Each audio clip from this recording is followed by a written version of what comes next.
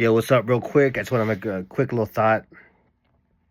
Again, in the spirit of keeping people grounded, considering again, I'm watching videos on here, so much disinformation, so much misinformation and propaganda.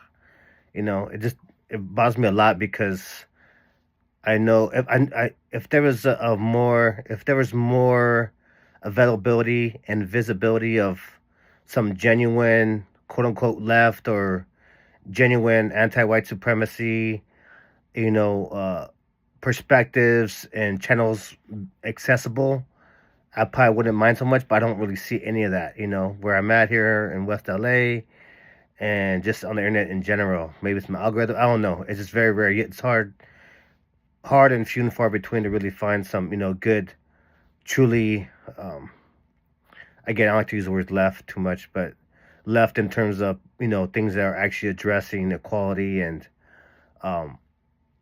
fairness, right, and anti-racism values, right. But one thing I just want to touch on real quick is this clip I'm seeing around going about Gavin Newsom, right? Again, too, I can't stand him.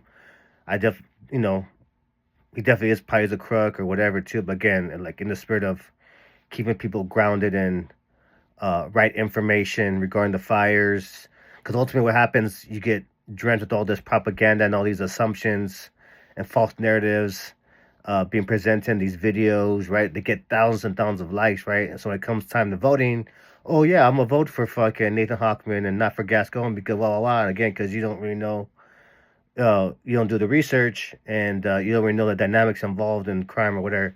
But not to go into that. That's my main concern. Because I see, again, like as per my previous videos, I'm seeing I've seen it for a long time, but there's very deep right wing propaganda efforts being had, just in local media and I guess media in general, right? And I don't really see any true progressive anti-racist, a true left, if you will, perspectives or media really combating that on a substantial level, right? So anyway, so to address Gavin Newsom real quick, so like there's these posts making fun of him, how he's talking, right, and then like at some point kind of like he moves his shoulders back and forth, kind of nods, and they're like, oh yeah, what does Joe Rogan's thing says? So Gavin's creepy LA fire speech or whatever. It's like, you know what, like I always try, even if I don't like people, I try to give them the benefit of the doubt again too, because I'm always trying to make sure that whatever conclusion I'm coming to, it's grounded in consideration, right? And so that's why if you see me calling anybody racist or making a certain conclusions about people or things, it's after I've done giving people benefit of the doubt, right? It's based off pattern, consistency, frequency, all that. Anyways, but going back to Gavin Newsom, right, and this how they're saying he's creepy, and he is creepy, but like, moving back and forth with the shoulders for a few seconds and like things like that. It's like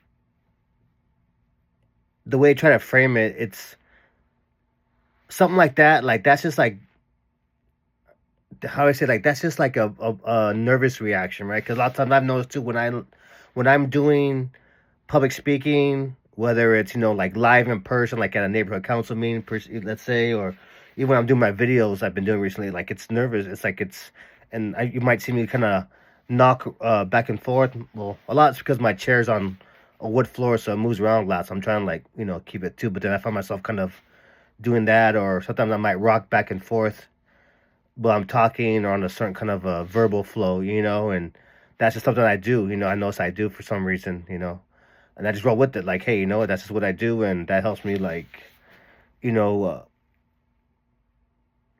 helps my flow of thought or my flow of talking or whatever it is. But it is what it is. Again, something like that too. It's like but there's thousands of clips and I see them all over social media. Like, oh yeah, and he's getting at the destruction, whatever. And again, like too, like so. While they're getting focused on this one trait of his, right? It is kind of, it seems kind of strange if you don't really know, if you're not viewing other humans as you view yourself in terms of like, we all have our quirks, we all have our little weird things that we do, maybe whatever too. So it's like when you allow people to have these quirks and these little, human, weird things that they do, whatever, like it doesn't, it's not really saying much, you know what I mean? There's a lot of things to question about the situation.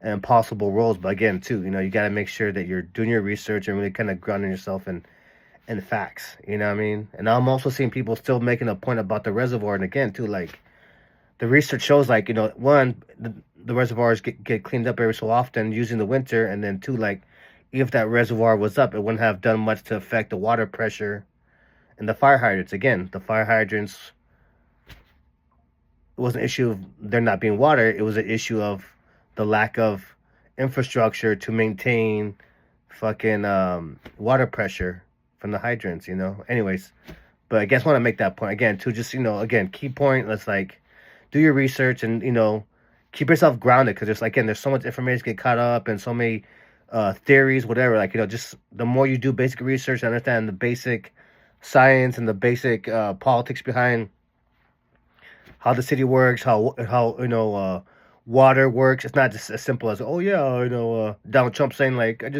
oh yeah, I told him there's water if you're here, just sign this paper, or whatever. It's not, water politics aren't that simple, right? So anyways, I can go on. Just so many things. It's frustrating. Again, I don't really see too much counter information being posted out here. So again, so just do your due diligence, please.